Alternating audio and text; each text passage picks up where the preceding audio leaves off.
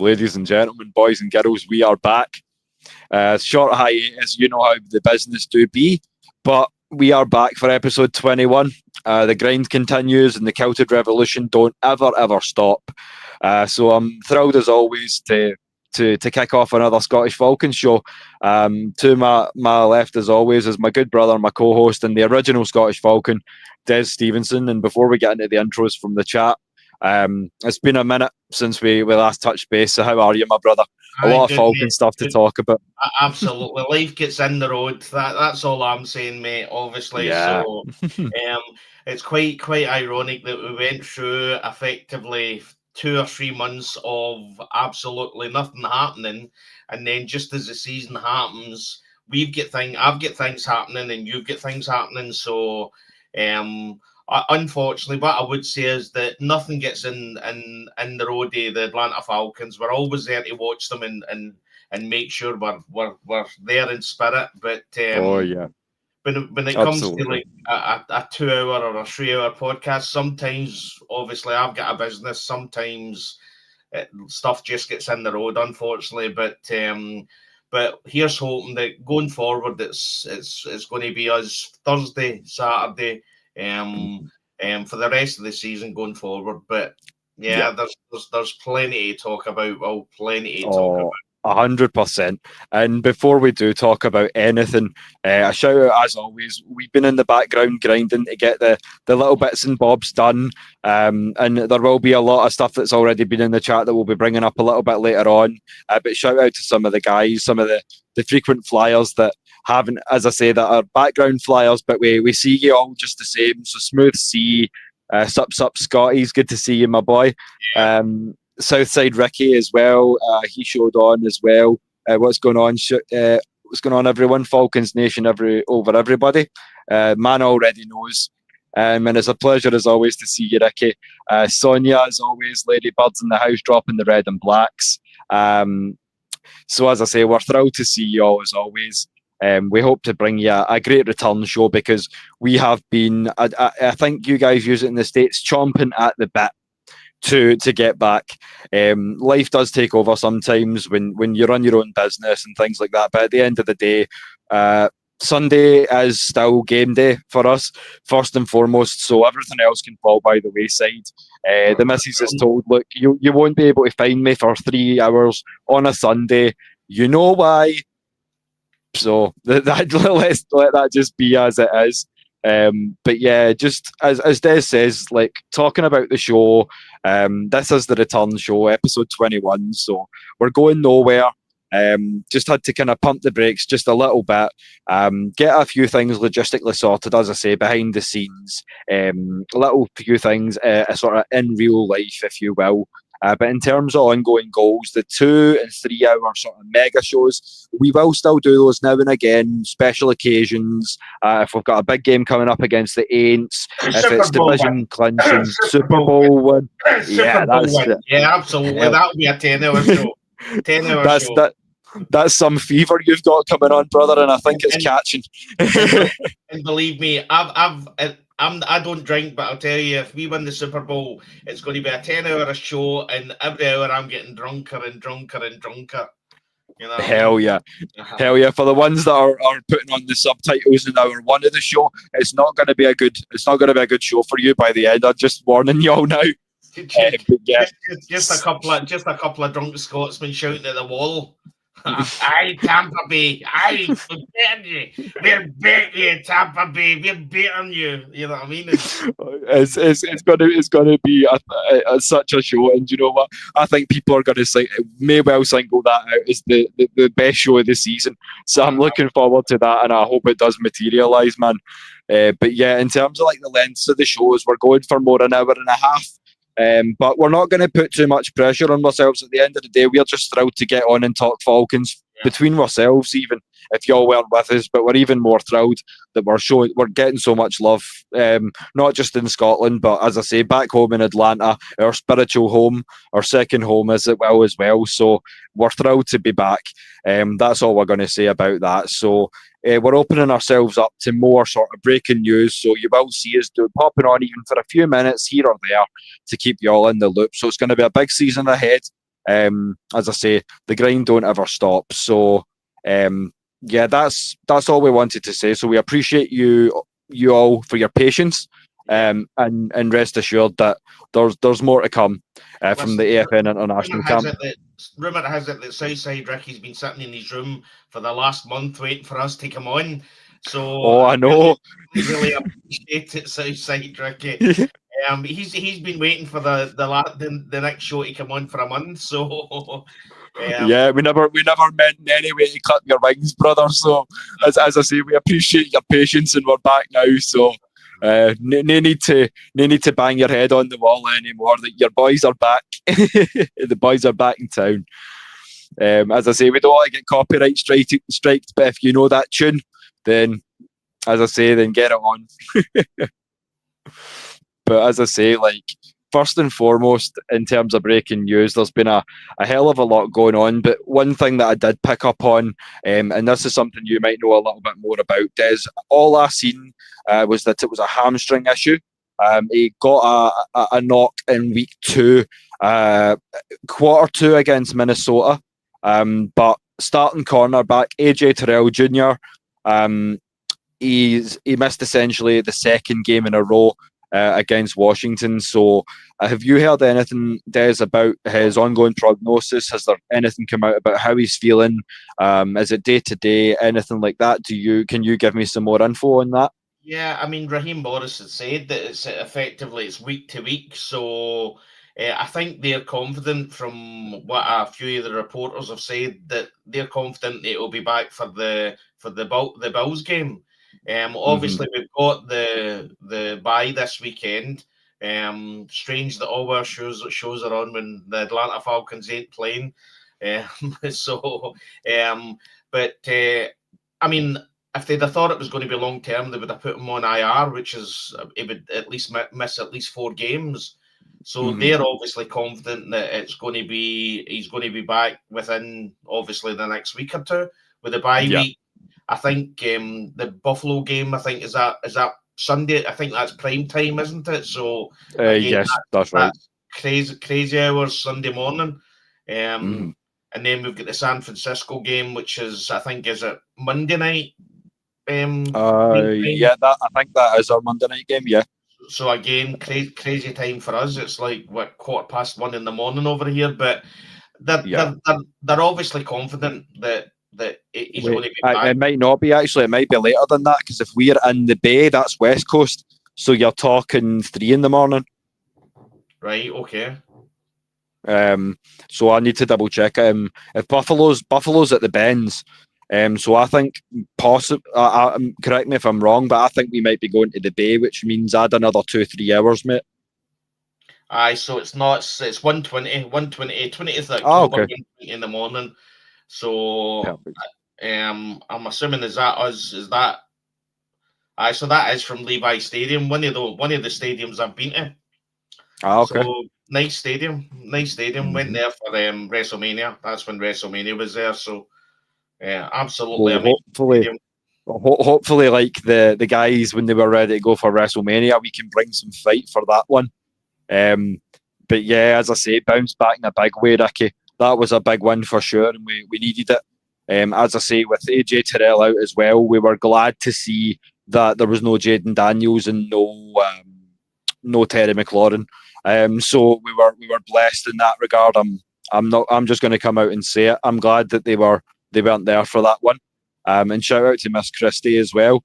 Another one of the Ladybirds, always showing love, always hanging around with the family. So it's great to see you in the chat as always, Christie.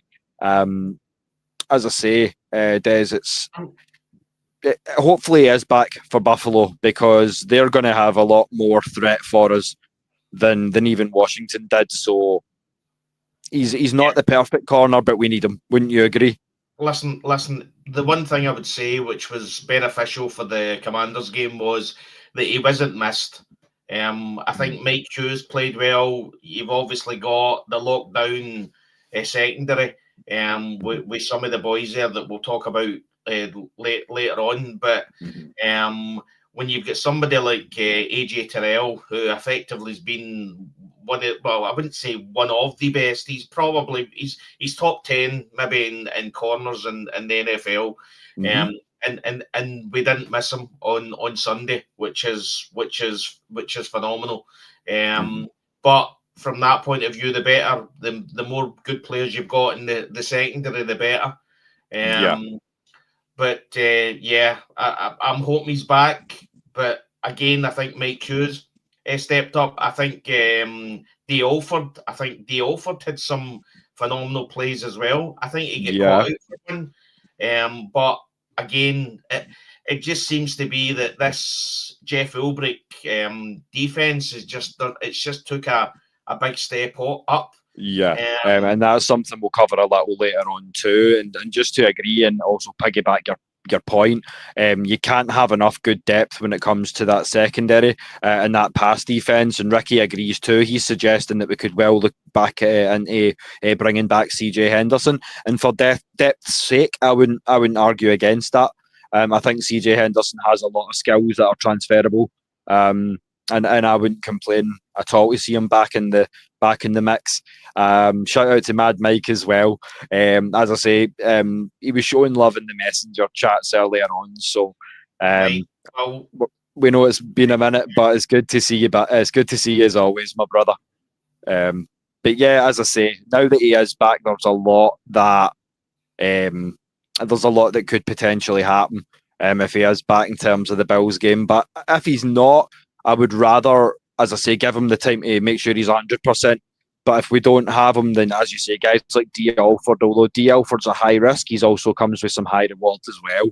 As you say, made a few really good plays on Sunday there as well. So we have that next man up mentality because, as you say, it's the way that Jeff Ulbricht's drilling it. It's through training, through camp and things like that as well. So we're definitely happy to see it. Yeah, but again, what I would say is D. Alford played really well in Ryan Nielsen's defense.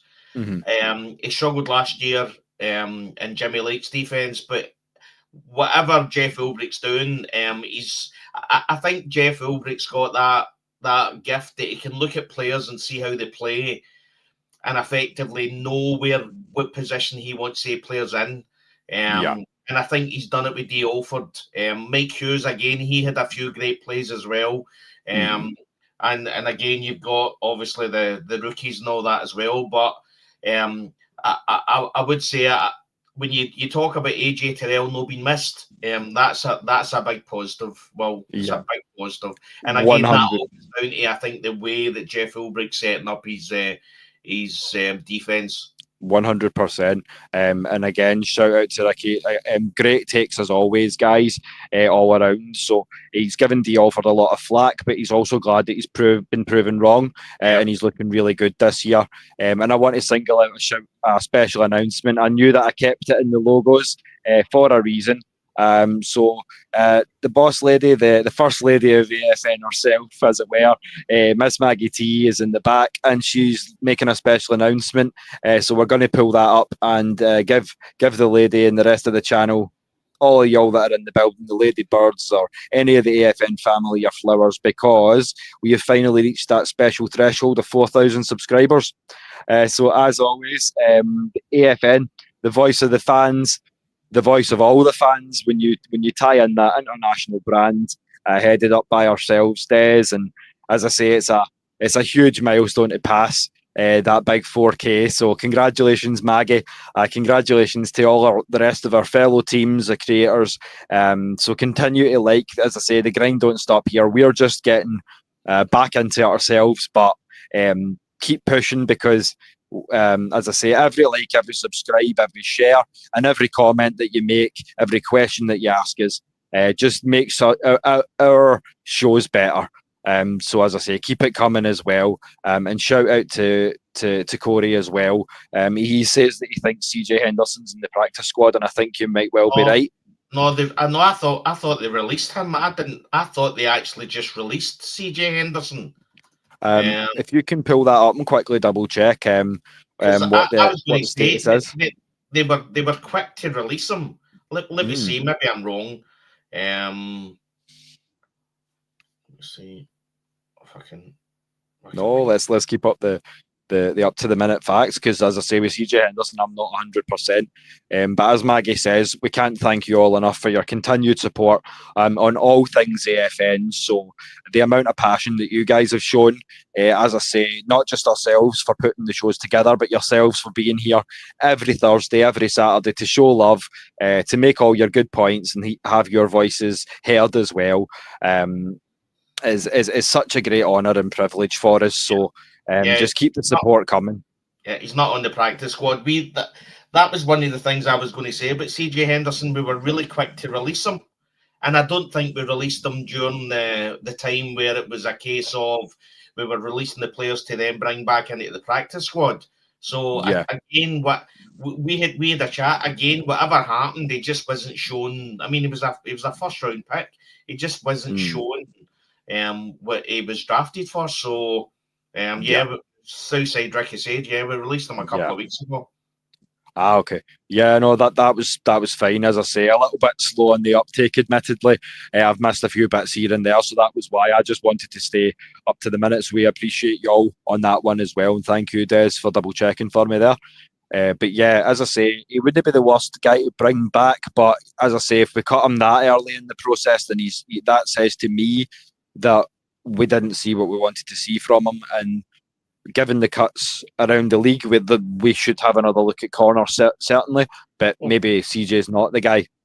Well, bear in mind, you've got Kobe Bryant in the practice squad. So again, he was getting a lot of attention at the training camp. So again, I think they're looking at him long term. I don't think they really want to bring him into the team quickly. I think they believe he's still probably got a lot to learn. But again, I think they look at him for the future. Again, the way they probably worked the offered a wee bit, you know what I mean? So as I say, I think we've spoke before about how Jeff Ulbrich talks about keeping it simple, and I do think that effectively he's got a system, and it's effectively a plug and play system. He'll just bring in the player, and it'll be a case of, you don't need to worry about all that. I just need you to do this. You do this, we'll be fine. I think with Jimmy Lake's defense, it was a case that the players were just confused. They didn't know what they were trying to do. And I think Ryan Nielsen done the same. I think he tried to keep it simple. And effectively, it's a case of that. This is what I want you to do. I want you to play that, and that's it. You know what I mean? And then you just don't worry about anything else. And again, that means that the players, when the players are in the position in a game where they're having to really make a play, they're not overthinking it all the time. They're not trying to think what they're trying to do, where they should be. He's literally just plugged them in and said, "This is where I want you to be." And again. 100%. And again, the benefit of that as well is that if a player comes out, again, it's next man up, plug them in. And again, you don't need to know all this. I just need you to do this. And I think it's working for Atlanta. I think at the moment we are either first or second in passing defense in the NFL, which, listen, coming into the start of the season, I was asking for an average defense. Give us an average defense. Give us a defense that's 17th in the NFL. I'll be happy with that. Jeff Ulbrich. I remember. Jeff Ulbrich has effectively got us at the point where we're in the top 5 in certain statistics, which is phenomenal. You know what I mean? And again, what I would say is probably when you're thinking about it, I did say in the chat that we would start and we'd just go off on a tangent, mate. But that's just the way. No. This is the beauty of it. As I say, it's been a minute, so I'm quite happy to let you go. Absolutely. The benefit of Jeff Ulbrich is the fact that I think he scunnered himself. Now, when I say scunnered, that's a Scottish word for he sickened himself. He made himself unwell.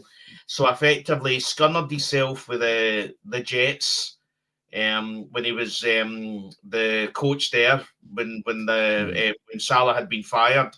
And I think that's a benefit, because if he keeps this defense up the way it is, at the end of this season, there's going to be coaching offers. There's going to be teams looking at him. And from my point of view, the fact that effectively all the issue that happened with the Jets, I'm hoping that stops him taking a coaching job. Because effectively this is he's turned that defense around so quickly.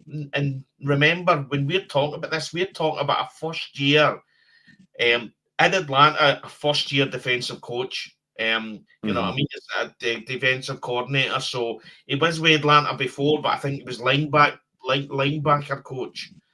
So effectively, he knows the Falcons, he knows the franchise. But this is his first time effectively calling plays in Atlanta. So when you look at that and you look at what he's bringing to the defense, it's phenomenal, mate. What a turnaround! We're lucky to have the guy. But as I agree with that. As I said before, we live in the upside down world at the Atlanta Falcons. Effectively, we can't get both. We can't have good things. We can't have a good offense and a good defense. The defense kicks in and starts the season fantastic, and the offense didn't know what was happening. You know what I mean? I know.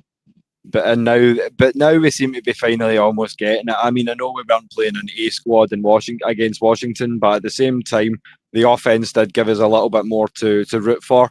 And also in terms of like drafting process and the guys that were brought in, I feel like Ulbricht's also doing a good job of building depth in terms of role players, because you have Caden Ellis and then you have Divine Diablo, you have Leonard Floyd and then you have James Pierce Jr., you have, for instance, D. Alford and then you have Kobe Bryant, you have Xavier Watts and then Billy Bowman.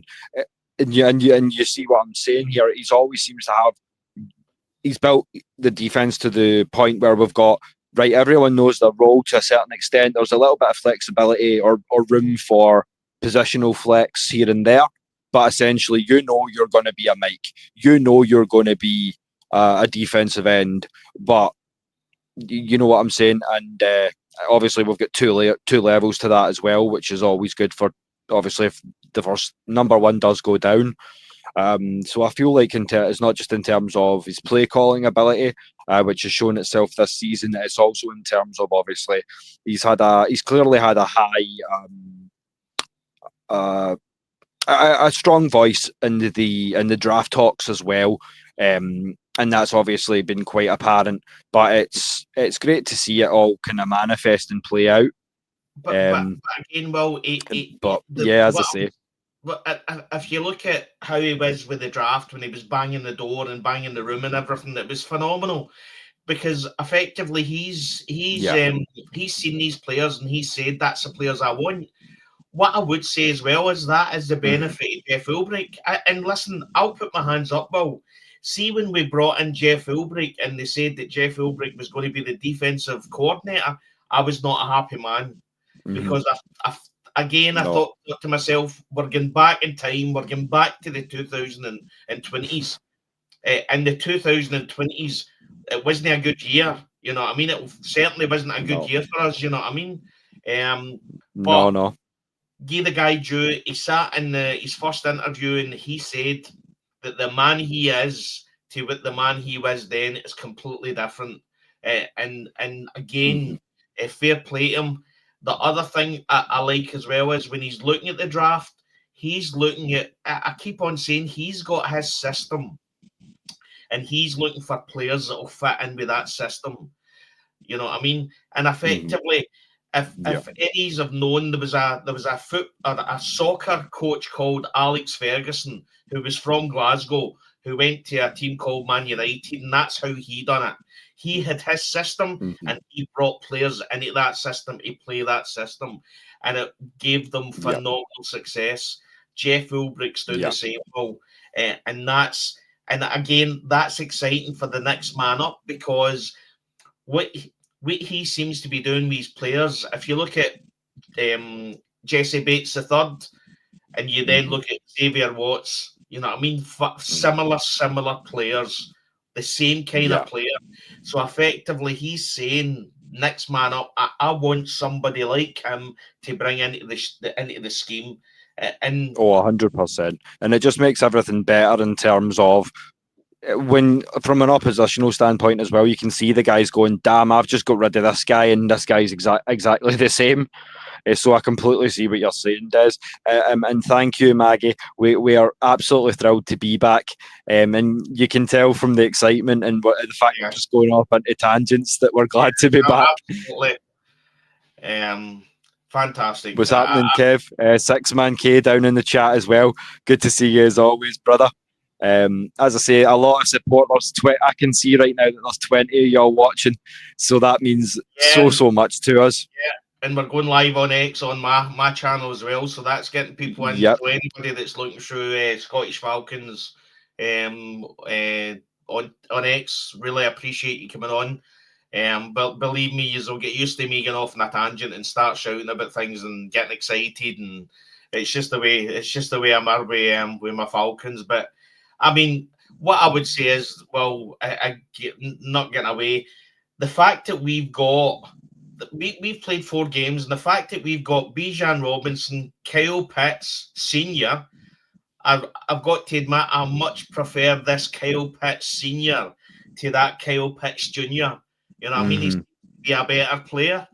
We've got Drake London, we've got Darnell Mooney, we've got Tyler Algier. We've got a stacked offense, and for the first 3 weeks, we were talking about the defense, and that shows you how good this defense is. And to be honest, the Commanders game was effectively the first time we've seen it all come together, and it was exciting to watch. Truly, as I say, like, it seems to all be coming to the point where we seem to have all the pieces in place. It's just a matter of putting it all together. And shout out to Tony, another one of the guys that we see in every episode. So we're thrilled to see you back as always, Tony. As I say, just getting into a general sort of chit chat about all things Atlanta at the moment. But as I say, we've spoken a lot about Jeff Ulbrich, and there was a great trio of articles on the Falcons website recently. So I'm going to take this moment to shout out, as I say, a group of people who make our job a whole lot easier to do. The co-hosts of the Final Whistle. So Tori, Will, and Terran, for doing these 3 articles, because it really breaks down, as I say, Jeff Ulbrich's defensive thought process, his defensive ethos, if you will, and that you can boil that down to 3 words: heart, mind, fist. So having read those articles, and obviously going on in a little bit more detail about what we'd said previously, about some of the draft choices, some of the sort of hard-hitting, punch him in the mouth sort of attitude that's been instilled in this defense. So I mean, all good news as far as I can see. And as you say, Des, it all seems to be coming together because a high-quality offense, and we've been focusing so much on the D. So if you would talk a little bit more about that, how do you feel his thought process and the way that he does things as a coach impacts the success that we're having? As I said earlier, I think he's got a philosophy. He's got his shape, the way he wants his players to play, and again, he just brings them in. He said before that, again, you go back to what do you call Jalen Walker's interview when he was at the Combine. And they asked him about Jeff Ulbrich and if he came to the Atlanta Falcons, and he said that he spoke to Jeff Ulbrich and it was phenomenal. The things that he was trying to do was phenomenal. And effectively, you're starting to see that. You're starting to see a lot of movement. There's a lot of movement in the defense. Effectively, they're showing maybe, say, a certain coverage and then they're moving away from that. I know there was a few question marks about the pass rush on the Commanders game, but to be honest, we're coming up against, effectively, we were playing against the NFC, a team that was in the NFC Championship game last season. So effectively, their defense is going to be better. Their offense is going to be better. So, and to be honest, there was times in that game where there was no stress, which is quite unusual for me because I get highly strung when I'm watching a Falcons game. And that's the thing as well, to the defense of Washington. I mean, they're no slouches, as you say. NFC championship game last season, and then obviously you add into the mix as well. It's the NFC East. Every team in that division is always built through a big, solid, sturdy offensive line. It's the same in Philadelphia. It's the same in Dallas. So I mean, they're just kind of sticking with that tradition of playing good, solid, fundamental NFC East football. But I'm glad we were able to come out of that as victors. Shout out Auntie Pam as well. The Ladybirds are always flying as a sort of the collection of Falcons that you are. As I say, the kettle, as Cam would call it, always showing love. So we appreciate you as always. But as I say, it seems to be coming together defensively, and we have the depth, we have the mix of youth with experience. And as I say, I don't want to get too optimistic. Obviously, once we come back off the bye, we're talking Buffalo and San Francisco, and that's no easy come off for anyone. That's not a turn up with half a squad and walk it sort of game in either case.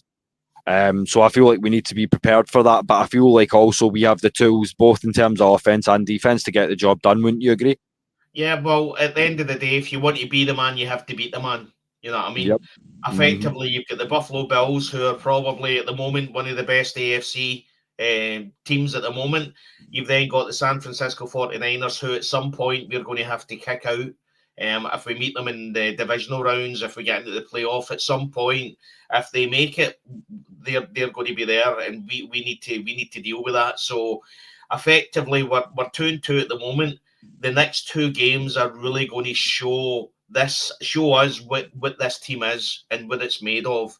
And as you say, going back to Jeff Ulbrich, I have no worry about this defense at all. No worry at all. You see the way he's got it structured. The fact that he's bringing in rookies, and effectively, they rookies are probably some of the best players on the pitch. Yeah, it's phenomenal. So, as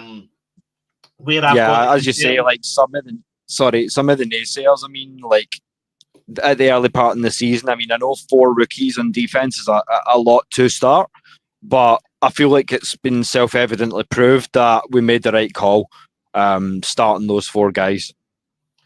But what people don't understand is that Xavier Watts came from the James Pearce move up. So effectively, we gave them I think an earlier second round, and we took a third round off them. And then at that point, we moved up from their third round and took Xavier Watts. You know what I mean? As I said, when you've got a defense and rookies, because bear in mind, these players, anybody will tell you from college to NFL, it's a different world.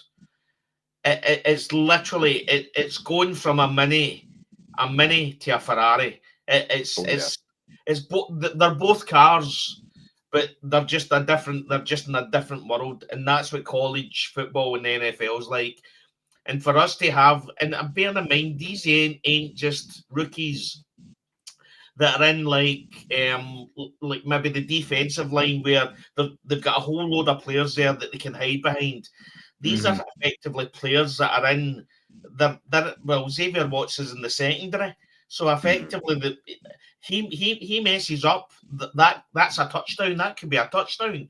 So yeah, they've come in, Billy Bowman Jr. as well. They've come into positions where there's a lot of pressure and there's a lot of movement towards they players. If you're a coach and you're looking at these players, who are you targeting? You're targeting the 2 rookies. You know what I mean? Yeah. So that's been happening. Hence the reason why Xavier Watts has got 2 interceptions, because they're effectively targeting him. All fool them. From my point of view, all fool them. You know what I mean? So we said it coming into the season, target them at your own risk. But you then look at Jesse Bates III has been quiet because the rookies around him have literally have been taking the ball. So you're looking, you're going, right, okay, we've got Jesse Bates III there, we've got Billy Bowman Jr., we've got AJ Terrell's out, we've got Mike Hughes, we've got Xavier Watts, right, okay, well, we're not going to, but Mike Hughes, decent corner, we're not going there. Jesse Bates III, he's a ball hawk, we're not touching him. Right, okay, we've got Billy Bowman Jr. and we've got Xavier Watts. Right, okay, let's try them.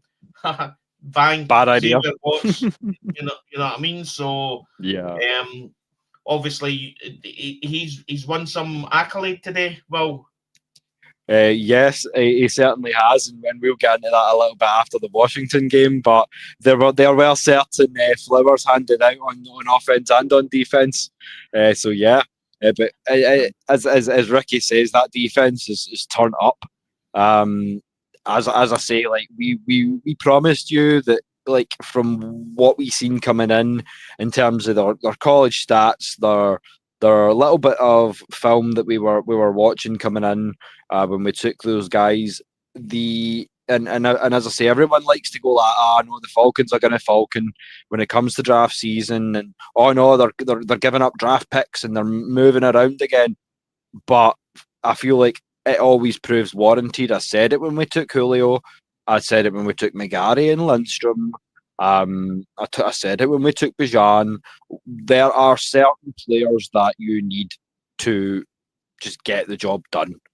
And I feel like we again have taken exactly the road that we I expected us to, but at the same time it seems to trigger the league, and it's like, no, because at the end of the day I'm going to go a little bit hood on it. If you're not wearing red and black on a Sunday, I don't give a fuck what you think.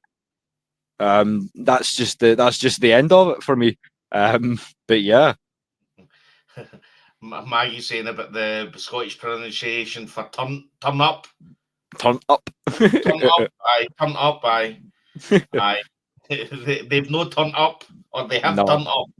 Oh, I guess we could soften it to turned up, but nah. Why would we do that? You come here as not just as a football show, but also as a sort of an international party, and you're a little bit of Scottish culture. So we're going to need full haggis and iron brew, or not at all. But yeah, I mean, what Ulbricht's doing, it's exciting. I've got to say, I never ever thought, and if you're a long-term Falcons fan watching this show, you'll understand. I never ever thought I would see a defense like this. In the Falcons, I think Matt Ryan, and all the time he was with the Falcons, his best defense was, I think they were sitting 15th in the NFL overall as a defense, and that's the best they ever got.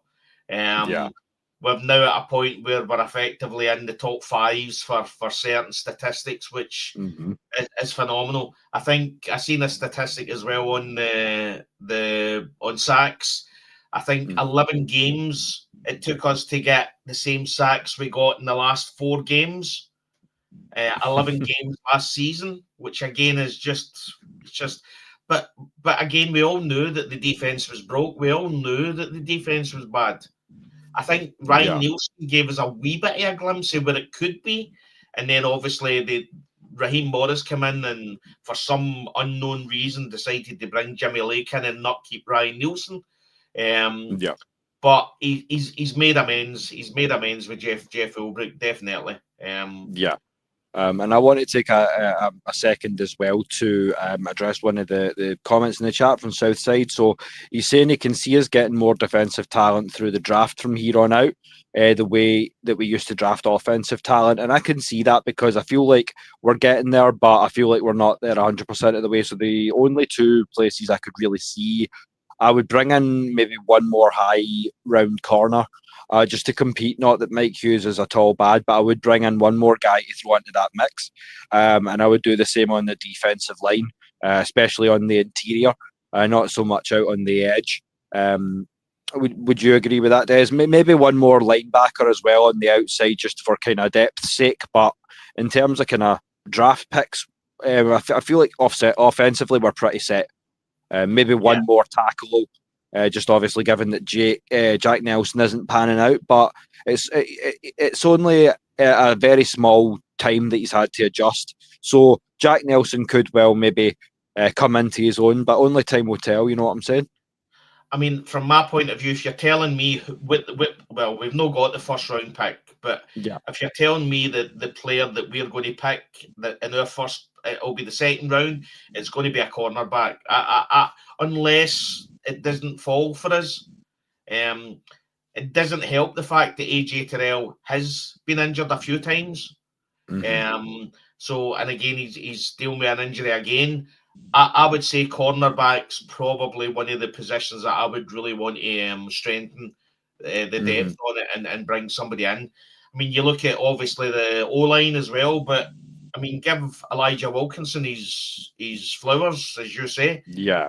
I think Elijah Wilkinson, we've not heard his name.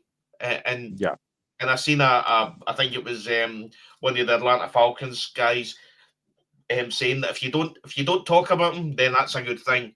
And to be honest, we have not talked about, well, effectively, just now we've got two games we do not mention. We've got obviously the big game that we do not mention, and then we've got the Panthers game that we will not mention anymore. No, I'd really rather not.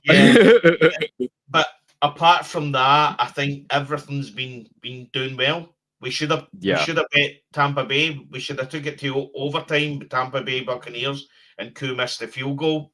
You know what I mean? So, but as you say, our defense has been bailing us out. So as Tony says, we're number 2 in the whole NFL in total defense right now.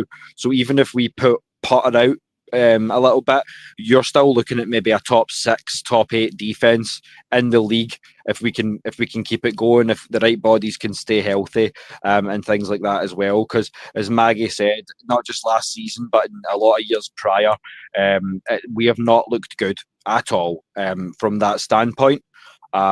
So I completely agree with you. And shout out to Jerome. It's a pleasure as always to see you there, brother. And as he says, it's your good brothers across the pond. Plus, you've had a little wait for us to get back. So if you can't drop a like tonight, then you never will. So if we can't put out an appeal, then what are we even doing? So keep the likes and the subscribes coming. We know you always do, but as I say, we're thrilled every time. So just keep it coming. So and Southside's dropping a little bit of knowledge for us now. So Mauga, he's a monster and can play every position on the line out of Miami. A right tackle. That sounds interesting. Obviously playing Florida football, that's not bad. And I will get a chance to see him because we have been warned that Texas is on upset alert against Florida. So that's something that I'm going to be looking forward to seeing, and I've heard a lot about that kid. So I'll put my hands up. I haven't seen a lot of his film or his work, but given that you're shouting him out to me, that's definitely, and given the fact that they're saying, watch out for Florida, then in that case, it's one I definitely will be looking for. As I say, there's a lot of issues I've got with my Texas Longhorns this year, but one of them will be how is he going to handle the pass rush? And that's going to be a big part about whether we can win on Saturday. So, I agree. Jerome's put something as well. Jerome 69. Why are we being linked to Jacoby Myers trade? I like our wide receiver core unless we trade Ray for him straight up. I think the issue is Darnell Mooney. Obviously, he's again, they're hoping he's going to be back, but to be honest, Darnell Mooney has not looked himself at all. It has not looked anything like what he was last year. So whether that's historic coming off because obviously he got injured in the last game last year, or obviously the injury he got in training camp, he just has not looked himself. He's not looked completely healthy.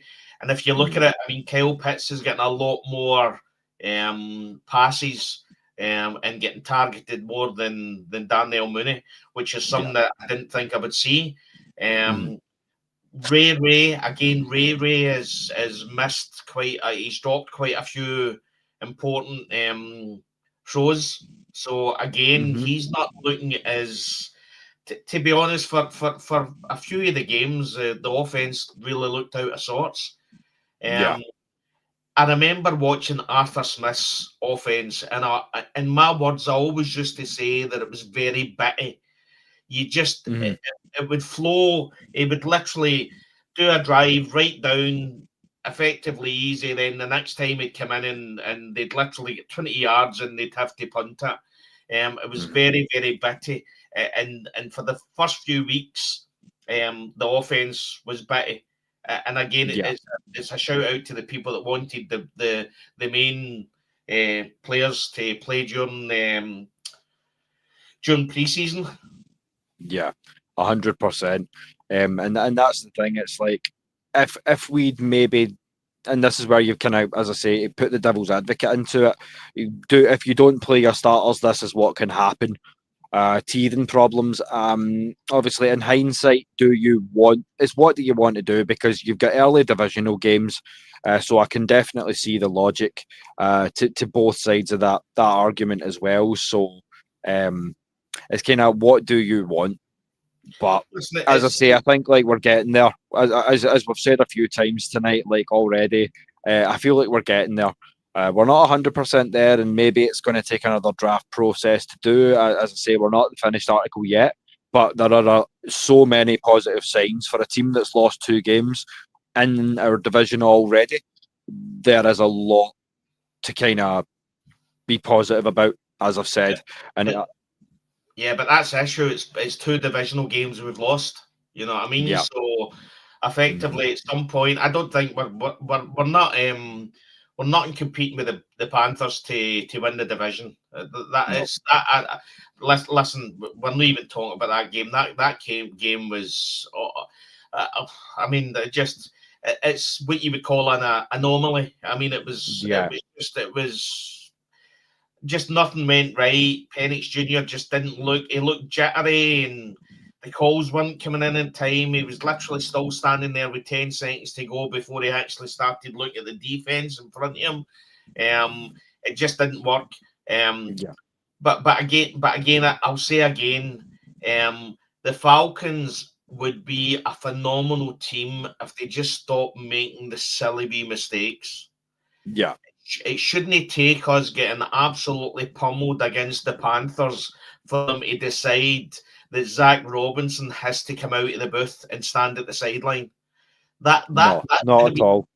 That should have been something that was dealt with straight away.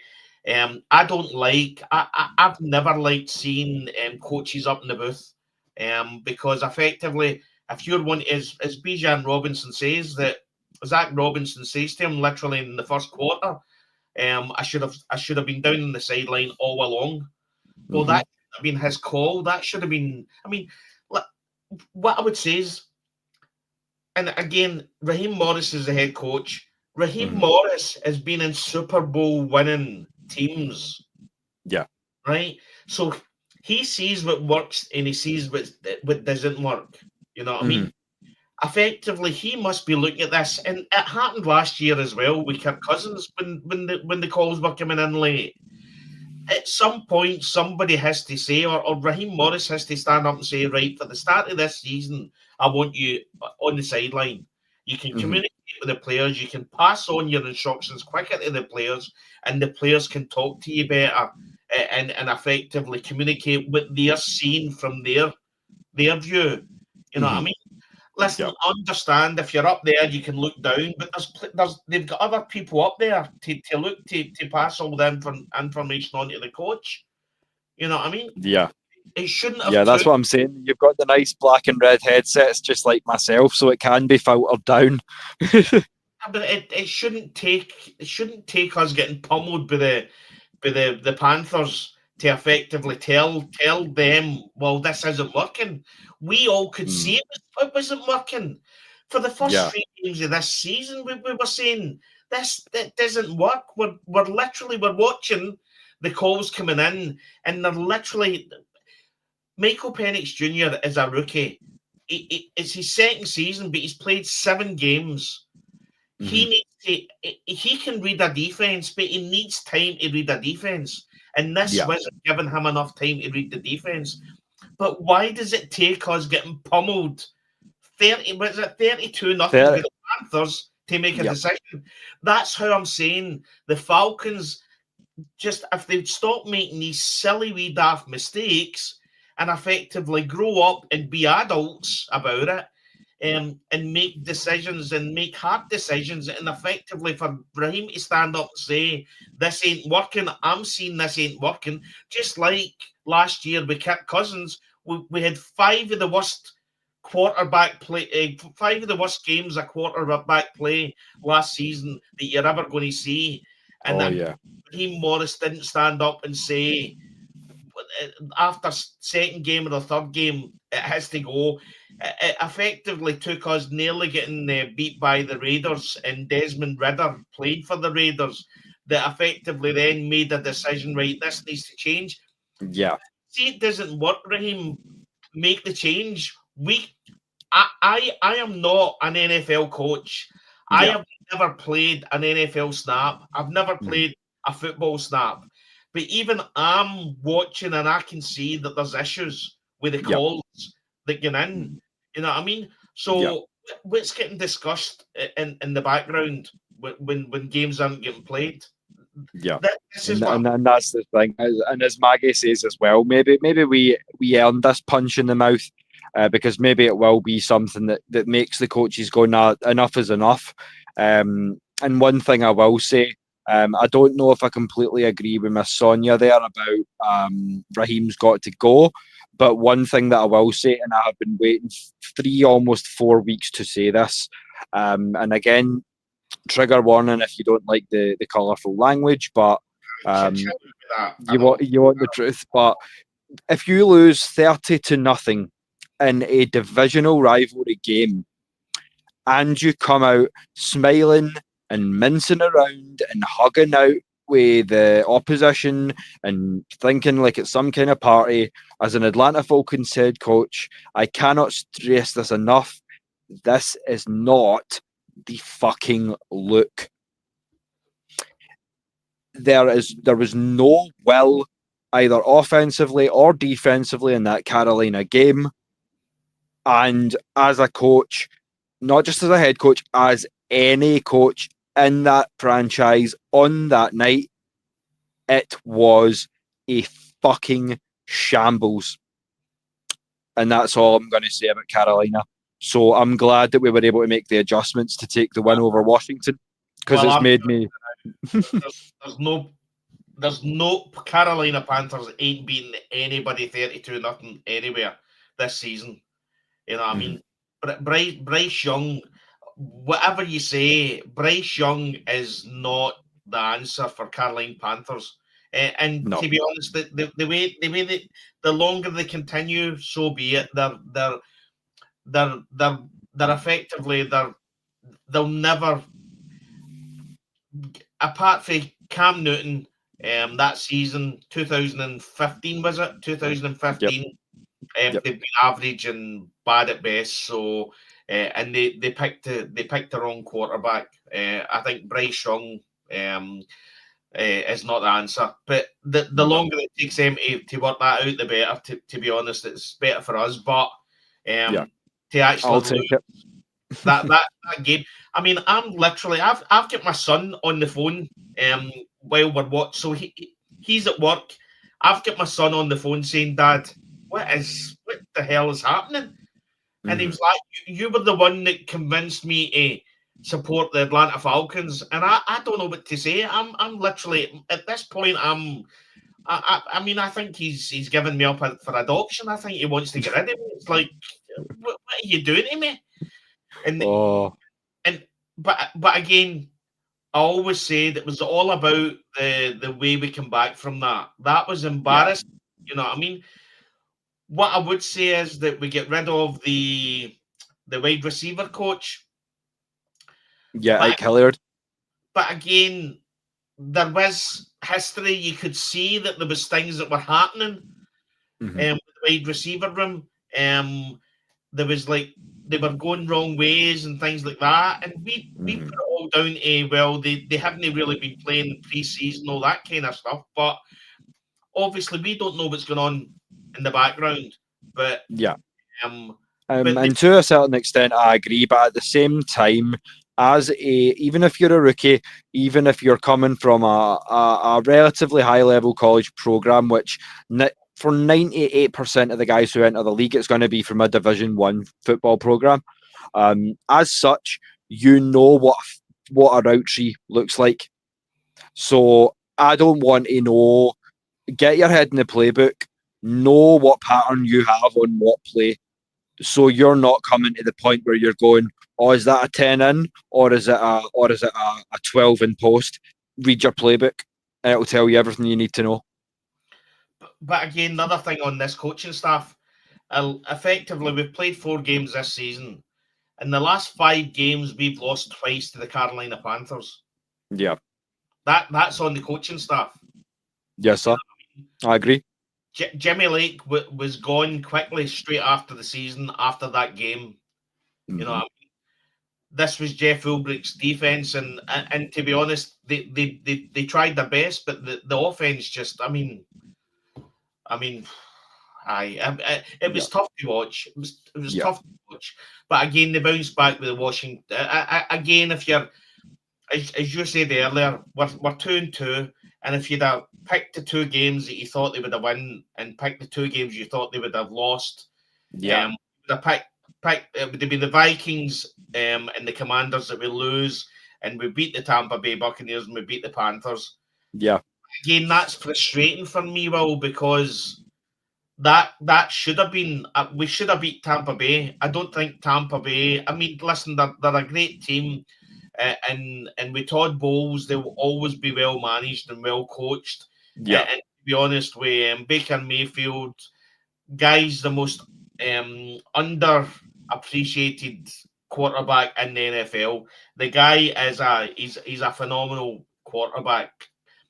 I think I seen a post that somebody said he's all hate Baker Mayfield. I don't. I respect the man. You know what I mean? What he's done and everything he's went through. Fair play to the man. He's stepped up. He's been under a lot of pressure and he stepped up. He's a man's man, as I would say. Yeah. You know, and I'll give him his due as well, because if anybody's got cause to hate Baker Mayfield, it's me. His alma mater's the University of Oklahoma, and now he's a Tampa Bay Buccaneer. Okay, so I have had years to grow hatred for this man, but at the same time, I can't dispute the fact that he's a very talented quarterback. His improvisational skill is among the top in the league. I would say maybe top 8, top 10 in the league in terms of being able to get the job done while he's running. So yeah, and as I say, they've got a lot of weapons on offense and defense. When you're trying to stop a Vita Vea and a Kalijah Kancey, as I said in the run-up to the game, even with an offensive line as stacked as us, even when you're talking about starters, Tampa Bay is always a threat. And to agree with you, I'm not scared of New Orleans and I'm not scared of Carolina. And we prove that what happens when you go out in a divisional game against a team you're not scared of and you do nothing. Last time we fired Jimmy Lake, this time we fired Ike Hilliard. Stop talking shit and not putting up when it's time to put up. You want to run the South, run the South. But what I would say is on what I said about Baker Mayfield, same to Michael Penix Jr. He came from probably the worst game. The worst game of his short NFL career, and literally balled out against the Washington Commanders. Now you imagine the pressure that's on that guy's back. You know what I mean? Everything gets through you. They say it's the loneliest position in sports, the quarterback, and he stepped up. And I'll tell you that throw to Drake London was a thing of beauty. Oh, truly. I mean, literally, I'm booking a tour of the Sistine Chapel in Rome because I'm telling you now, in the Vatican, because I'm telling you now, that's pictured up there somewhere because that was a beauty. Absolutely beautiful. And he didn't do it once or twice. But again, this is what frustrated me. Anybody watching the Panthers game, it looked as if they were trying to reel Michael Penix Jr. in. It was as if they were trying to stop the big throws down the pitch and down the field. You know what I mean? And effectively, it must have been the way that Zach Robinson has seen the Panthers being getting set up. But again, I would say the Washington Commanders defense is a better defense. It's a Dan Quinn defense. Yeah, it's better than the Panthers. You know what I mean? So they obviously seen something there that they thought was better. But I'll go back to what when he was getting interviewed, when Michael Penix Jr. was getting interviewed with Michael Vick, and he said, "Is the coach trying to pull you back because he's a left-hander?" And his words were, "I just say to him, coach, just go with it, just let it be." And I felt as if in that Panthers game, it was as if he was getting held back, as if Zach Wilson was trying to manage it rather than just letting him be. You know what I mean? Yeah.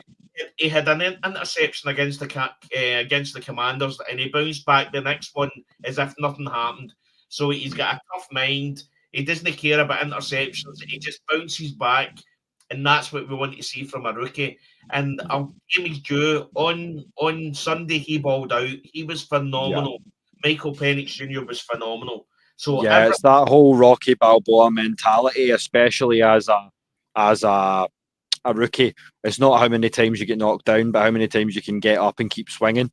I completely kind of agree with that, and I would definitely agree with that as well, Ricky. Des, you said it earlier too. Kyle Pitts is having a better season now than what we were expecting, and of course, the rest of the receiver play has been a little lackluster at times. Let's keep it 100. But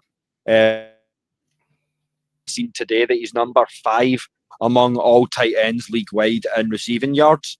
So that speaks for itself. I mean, he definitely seems to have been putting the off-season work between himself and MPJ to some good sort of work. And as you say, it comes self-evident when you get the W. And as you say, 34-27. And that's all that really matters at the end of the day. But as you say, let's get into some more good talk. As I say, we've dropped some facts. Well, what I would say is it was a dominant win. I mean, that you take away from the fact that they had a field goal, they kicked a field goal, so that was effectively so they had 3 points less. They were only sitting on 24 points. You know what I mean? They were effectively at the point where they were kicking a field goal to effectively come within one score of us. I mean, it was for effectively being the NFC, one of the teams that were in the NFC Championship game. It was a dominant win for us. And again, we need this to work. We need the offense and the defense to click together. You're laughing at Jerome's eye, I know. Yeah, because I'm not being funny here. I can read this and say that, I love to insult the New Orleans Saints, but at the same time, don't come for my claymores. Or you'll be fit to see some real Scottish claymores, because only Scots get to say the Scottish are shit. Absolutely. So don't start what you're not prepared to finish, Jerome. I'm warning you. Scottish claymores, historic team, absolutely historic. Yeah, and as I say, a special announcement as well that in the coming weeks we do have a couple of special guests ready to come on. So one of them will be former Scottish Claymore and British American Football Association Hall of Fame wide receiver Scott Cooper. So keep your eyes peeled for that. The guy went chase the dream about as far as you can chase it as a Scotsman. At one point in the International Bowl, he took snaps for the Chicago Bears. So, as I say, coming from Glasgow myself, if you are in any way involved in British football, that is a name that is household to you. And Des will tell you that as well. So we're beyond thrilled to have Coop coming on the show. So we're looking forward to that as well. To be honest, going from the Scottish Claymores to the Chicago Bears was a downgrade from. You know what I mean? Hell yeah! At least it wasn't in New Orleans, because it could have been a whole lot worse. Absolutely. So yeah, as I say, we want to, as I say, serve not just as a sports show but also as a culture show. So it gives us a little chance to talk about some of Scott's memories as well, some of Des's memories and my memories too, about growing up and getting yourself sort of established as a player, as a fan of American football, what the experience is like in Scotland and Europe as well. So it gives you guys a little bit more of an insight into what that's like. So as I say, it's a show that we're going to be especially sort of proud to bring. So if you've got any questions that you have for that, then as I say, you know where to drop them. Our socials will be at the end of the show as well. So I would say apologies for Will calling it American football. Effectively, if we ever say that in a show, it's down to the fact that in the UK, we have to call it. I'll either say that I'm a big NFL fan. Oh, of course, yeah. Or you have to say American football. Because admittedly, my mistake, because we make a different distinction here. I've told people in England and things like, if I say football, I mean NFL. When I'm talking about kickball, soccer, I will call it football. Which is but yeah, as I say, if I ever make a slip and say American football, then of course you'll know what I mean. But listen, see if you walk into a pub in Glasgow and call it soccer, you're getting attacked. I mean, exactly. Involved. Somebody's hitting you with a bottle. We can't call it soccer, so we have to call it American football. So sometimes if we do throw that out, it's just habitual. That's just what we as a habit we have to say over here. I mean, as much as I say, I've got martial arts training in my past. I don't want to come on here and do a Joker moment where I'm like, you want to know how I got these scars? I asked someone in Glasgow. Is it? You know what I'm saying? So no, we don't want to cross that bridge. I went into a pub in Brighton and called it soccer. That was the end of it. Yeah, like I have enough issues with my health without just inviting that sort of problem onto myself. But yeah, as I say, like Jerome's saying, like, we think there's infrastructure better now than that it has been in over a couple of decades now at this point. It's been gone, but we feel like we could really bring NFL Europe back. I feel like between Germany, France, Holland, Ireland, England and Scotland, we could really, really field something. Scandinavia as well. Some of these leagues, I know Sweden is, Germany is, and Holland is now, are actually paying their players. I think France is about to follow suit too. So I mean, that is now that they're being played, essentially what you could class professional leagues now. So there is, and as you've said before, Des, there's infrastructure to maybe make that your practice squad. Have a 53-man squad over in Europe too. You know. But see if you actually look, I mean, you could literally have Europe and Asia. See if you actually look at the size of America, flying from Atlanta to Seattle. If you flew from London, you're literally getting to maybe Dubai. Yeah. In that time, you know what I mean? So effectively, we could have a European Asia. Like I'm pretty sure the Saudis would want to get involved with football. So I mean, from my point of view, as we've said before in the show, I think the NFL Europe came at a time where probably watching NFL and watching football was considered a niche sport. Mm-hmm. You know, I mean, you had effectively a couple of games here and there in Channel 4 before Sky got involved and started showing a lot of the games.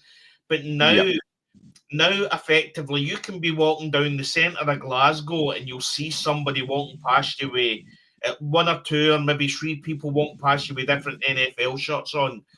So it's getting to a point, it's becoming popular. And I've said before, now is the time for us to actually push. And when you look at some of the players that are on the practice squad, they can effectively come to NFL Europe or NFL rest of the world and play full games, play for championships, you know what I mean? And play in games and play with crowds, you know what I mean?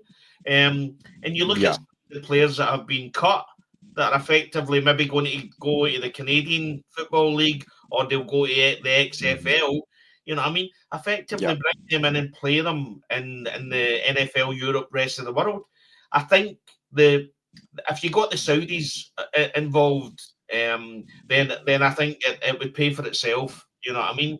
And then definitely. I mean, credit to WWE as well, because Triple H had the wherewithal to sign that paper and get over. Because look at how successful the Crown Jewel events and things like that have been. The match quality notwithstanding, because I remember how bad DX versus the Brothers of Destruction were. Your boy is a wrestling fan, so let's not talk about how past it they were when that match came around. But in terms of the Saudi money, like the NFL would draw, and it would be a crazy amount of money coming in terms of merch sales, in terms of just growing the brand, growing the media rights and things like that as well. So I feel like, as I say, in terms of setting up rest of the world, NFL Europe and all that sort of thing, there's a hell of a lot that can be done as well. So but just before we do sort of start to get into sort of more of the season in general, and then sort of start to close things out, I've got 4 for you, but I know you're going to have a few more names as well, and we may have even mentioned them in passing, Des. But in terms of some of the standout performers from the first 4 games, who I have is this is the time to also talk about some of those accolades that we were talking about earlier. So 2 from offense, 2 from defense. So NFC Offensive Player of the Month, Bijan Robinson at running back. And then, although he's just had, as I say, recently the worst game of his short career, I'm going to shout out Michael Penix, because at the end of the day, he's proven that he can step up and lead, and he's proven that bounce back ability now, that he can take adversity and he can keep fighting. So on that kind of covers my offensive picks. And then in terms of defense, we have the NFL league-wide defensive rookie of the month in Xavier Watts at safety. And then, as I say, anchoring that new pass rush, James Pierce Jr. from the University of Tennessee Volunteers. So, as I say, 2 from O, 2 from D from me, but definitely 4 guys that have been quintessential to the Falcons season thus far, and I feel like those 4 will continue to be, especially as we go down the stretch as well, if they can, assuming they can stay healthy. So, if you'd like to jump in on that and tell us about some of your picks as well, Des, we'd be thrilled to hear what kind of names you've got. Yeah, I mean, the one I'm going to mention a few. You grabbed the low lying fruit. You know what I mean? You grabbed the easy one. So exactly. I left it open to interpretation. So as I say, I'll take the easy ones and let you do a bit of a grind this time. I mean, as I said before, again, doesn't get enough of the recognition. Tyler Algier is, I call him a sledgehammer. I mean, he was phenomenal against the Commanders, and it's perfect. And I've said we need to get this guy signed up. We need this boy signed up. You know what I mean? We need to get him. Whether it's a 4-year, $50 million contract, $12.5 million a year, whatever. We can't let Tyler Algier walk out the door. We just can't allow it to happen. Him and effectively Bijan Robinson are just the perfect pairing. Bijan does all the jinx, and effectively once he's effectively broke the ankles, then it's Tyler Algier, bang, he just smacks him in the mouth. Yep. As I say, it's been a few weeks since you've heard it, and we love to come up with the new catchphrases. So as I say, hashtag Duke and Nuke. Because once you're done running around sideline to sideline after Bijan, we've got Tyler, and he's going to come out and just run your ass over. Yeah. So you've got to love it, the 1-2 punch. And as I say, the league experts may not agree with me, but I think we've got probably a top 2, top 3 1-2 punch at running back in the whole league. I don't think there's many teams at all that can stack up with us. Possibly Detroit, maybe Philadelphia, certainly not Tampa. Like Tampa's good at running back, but I think we're better.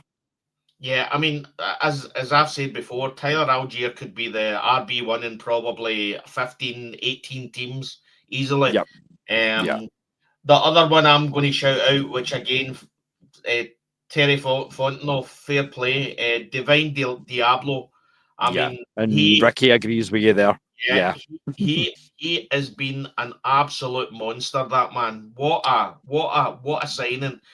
Effectively came for the San Francisco 49ers, or no, it came from the Raiders. Raiders, yeah. It was Leonard Floyd that came from San Francisco, and he's been phenomenal. There's been times where I think it was at the first game, the Tampa Bay Buccaneers game. It was just seems to be it was everywhere in the park. Yeah. The other one I'm going to shout out as well. Again, I spoke earlier. Elijah Wilkinson. We've not had to really mention his name, which is a phenomenal thing. And to be honest, Storm Norton will probably be coming back after the bye, and I don't think Storm Norton's getting into this team. He's effectively going to be depth coverage. So again, shout out and give the guys some roses. The Elijah Wilkinson's been fantastic. Again, Billy Bowman. Again, Billy Bowman's played phenomenal for being a rookie. Again, a few pass breakups, and he seems to have the pace and the speed as well. So, and again, you've got Caden Ellis. Again, Caden Ellis is just Mr. Reliable. He's everywhere.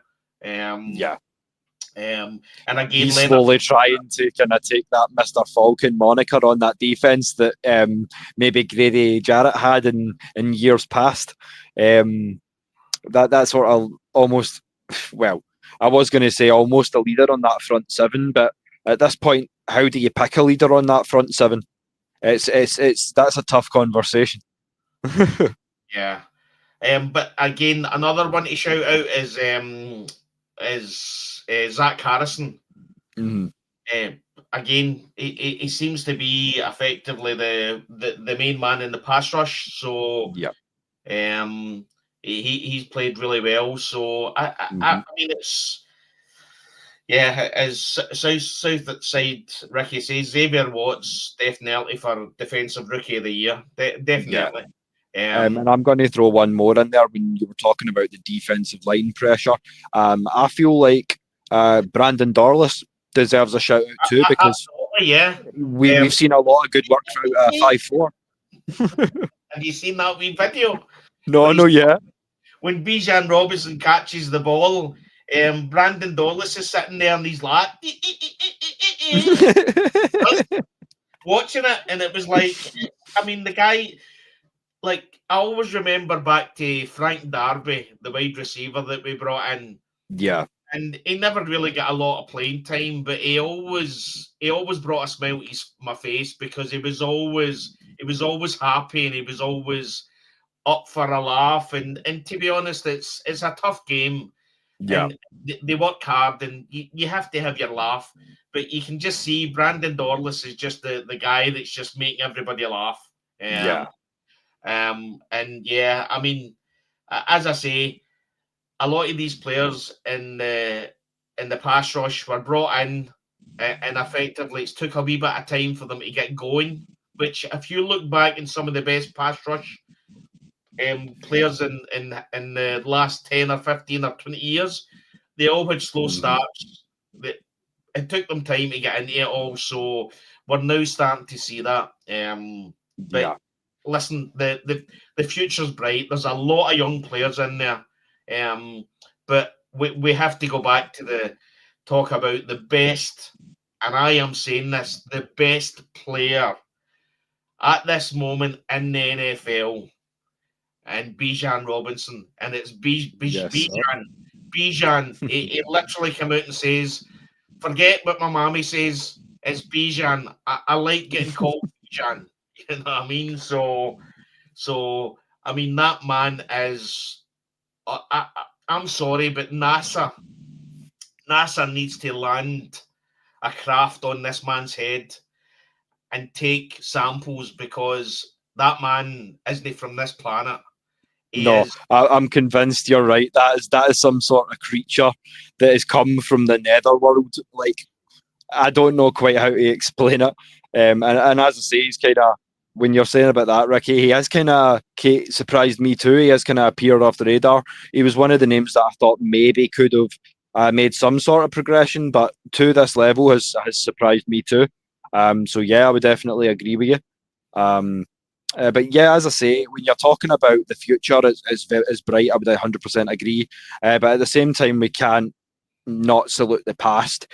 So I would also, I don't have a photo to back this up as it's just came back to me, but I want to offer a special thank you for your service, first off, and secondly, a huge congratulations, even if it should go no further.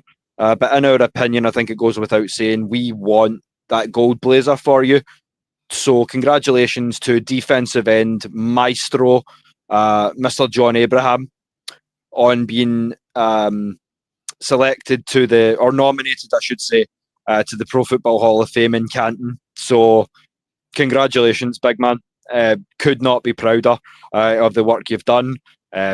So yeah, Des, you wanna say a few words too on that?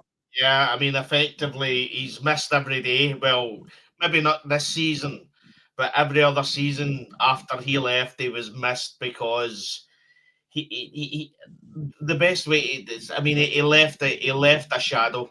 That's for sure.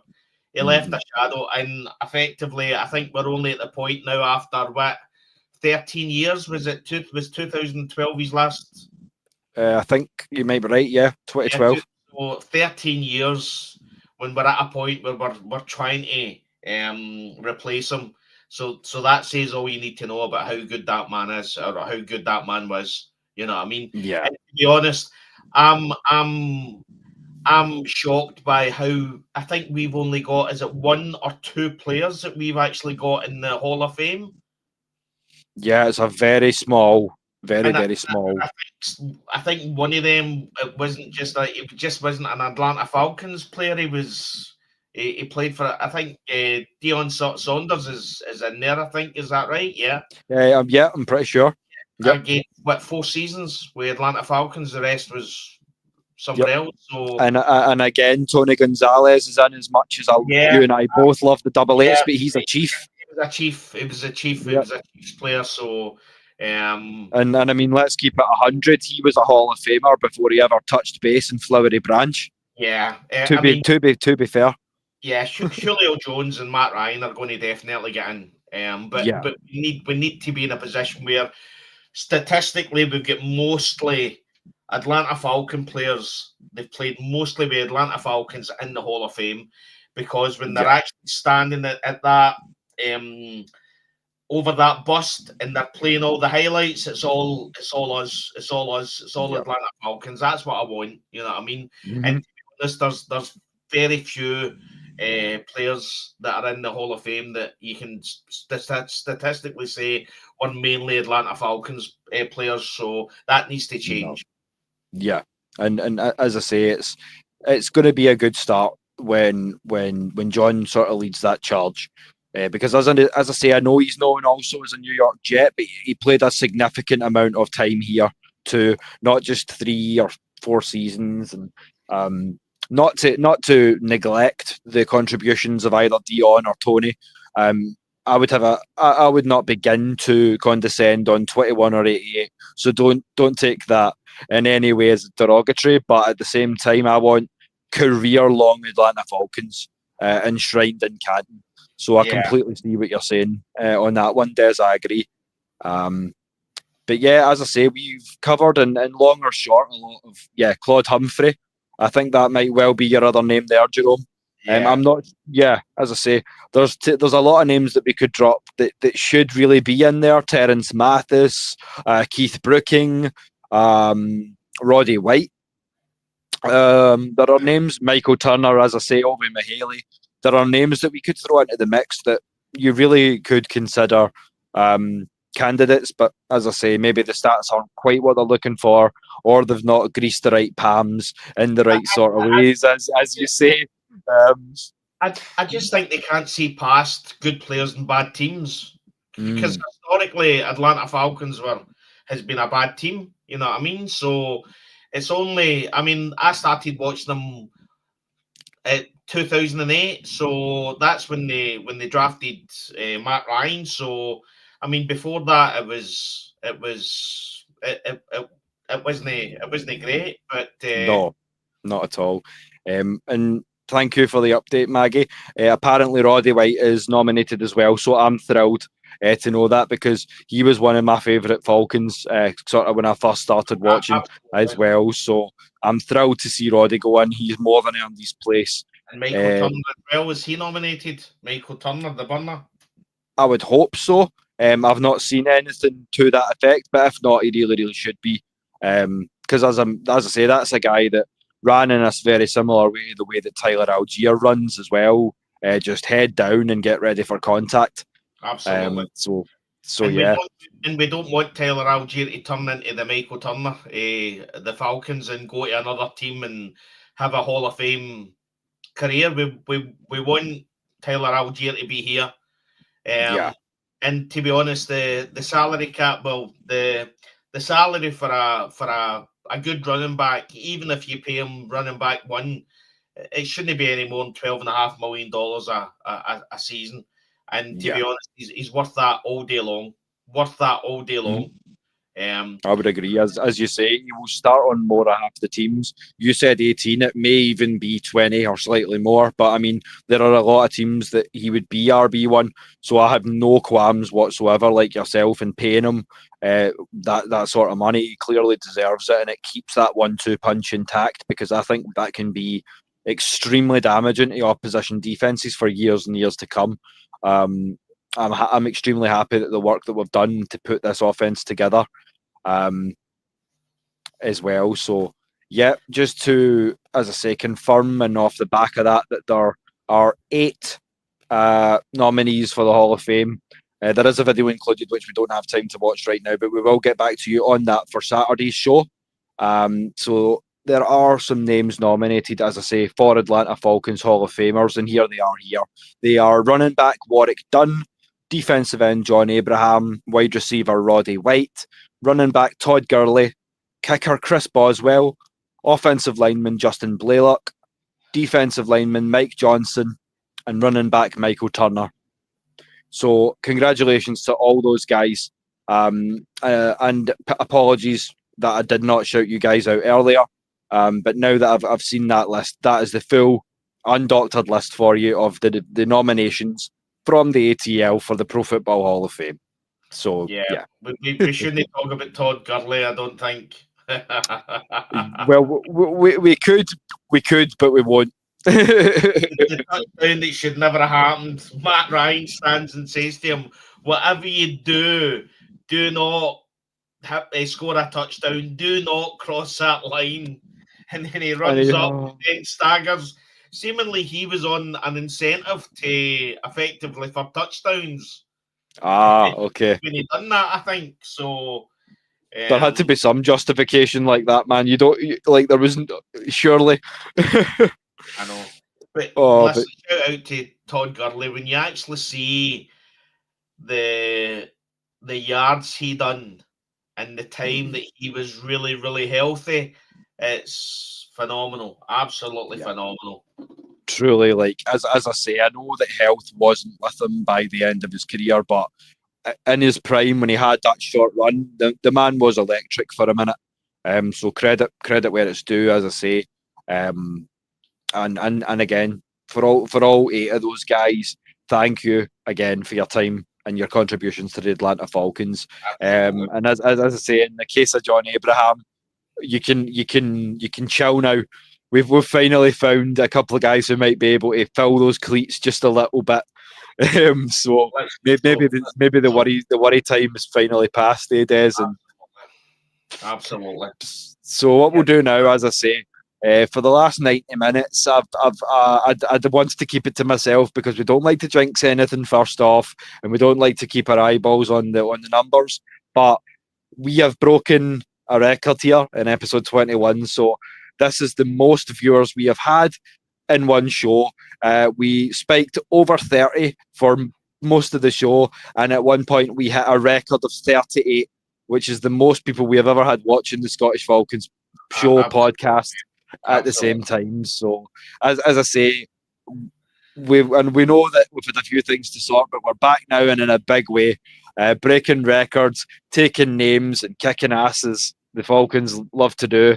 We'll be here for drive time, and it's 10:05 at the moment over here, so it's effectively bedtime for us just soon. So I know it's only 5:05 in Atlanta. So I think in one of the chats, I think it was maybe Southside Ricky asked, or Jerome asked, what time the Buffalo Bills game's on our side. I think it's 1:10 our time in the morning. So and probably me and Will will probably have a watch party. So we'll be watching it in together. So and as I say, for the ones that are interacting in the chat, please do. We love your continued takes, all your thoughts.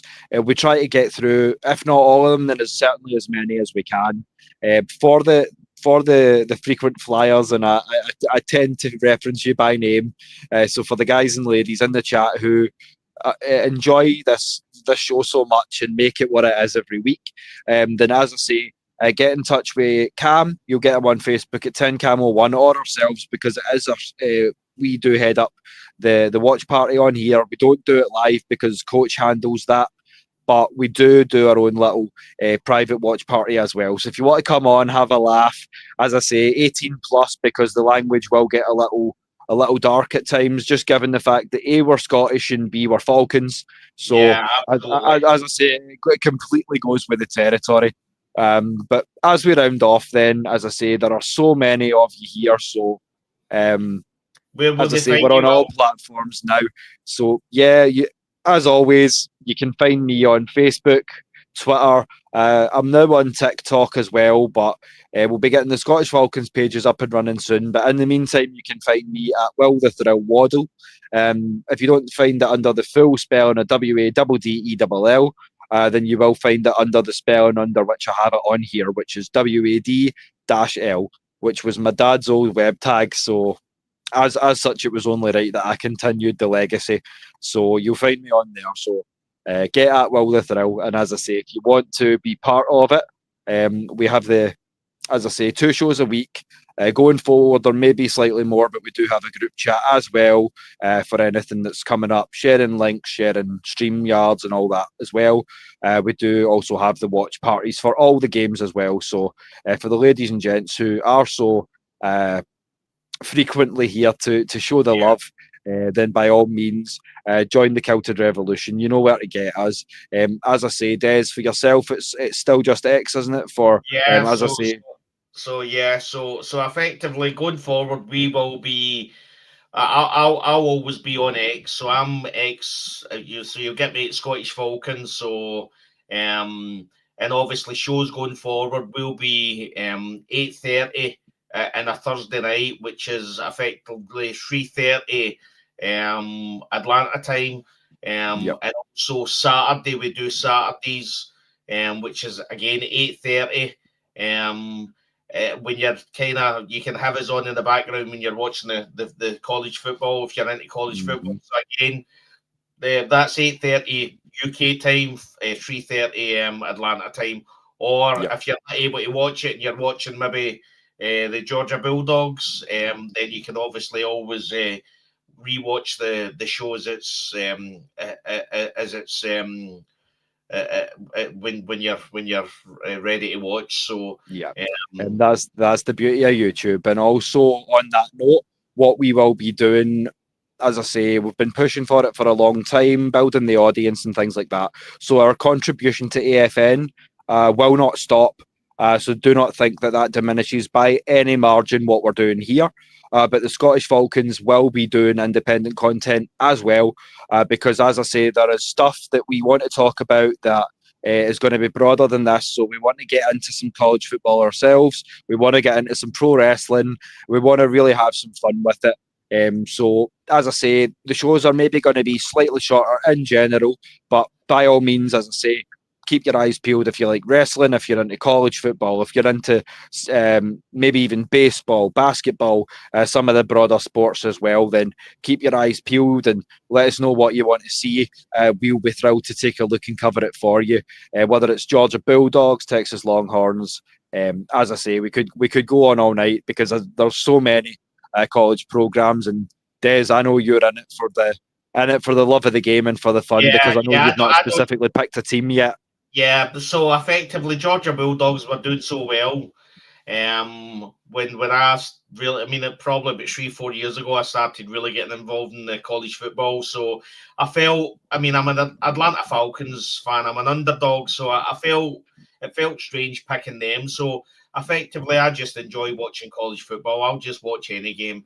I'm a big Atlanta Braves fan. So again, obviously, we've just lost the manager. So we're starting to look at who's going to take over from Snit. So never ever really been able to get into basketball, so I can't really call myself a Hawks fan. But the main teams, well, not the main teams, but the Braves and the Falcons, that's my team. And any college football at all. So yep. Sounds good. And then finally, just before we do kind of close it out, now that we've done the socials, we do have a couple of questions there. Shout out to Blackberry, home team. Yeah. You know how to do, baby boy. As I say, you're more than welcome to come on the show one night again, because as I say, if you don't know Blackberry by now, you really should. Another one of the AFN family. You can catch him on the podcast of the same name. Always showing love. And you know how to do. Blackberry and I are frequently known to have our familial tiffs, but brothers will fight. That's just how it works, especially when you've got a football team that's going to treat you over the years as our football team has treated us. But we do have a couple of last minute questions here. So just to drop my new visual while we get those sorted. So I know that we see that there was one from Southside Ricky. So do we look at another wide receiver during the bye? I think, yeah. It's not something that can hurt us in any way, given the fact that obviously Darnell Mooney's hurt. And then you add into the mix the fact that there's been some inconsistent play from Ray McLeod as well. So if I'm looking at free agency market, that's where I'm probably looking receiver, maybe one more cornerback, as we said earlier. How about you, Des? Are you sort of in the same boat there?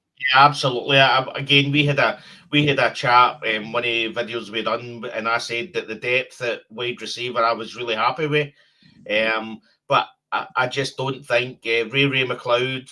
I don't think he stepped up this season.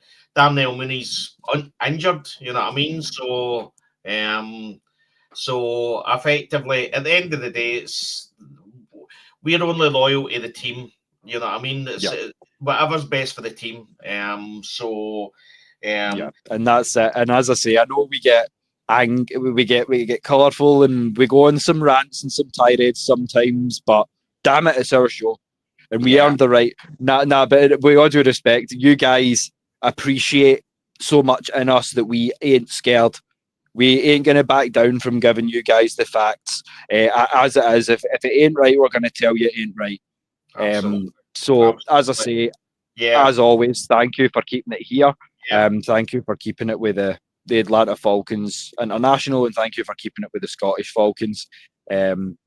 Because just before we close out, as I say, I'm not often one to kind of blow my own trumpet in a lot of cases, but I do love this visual.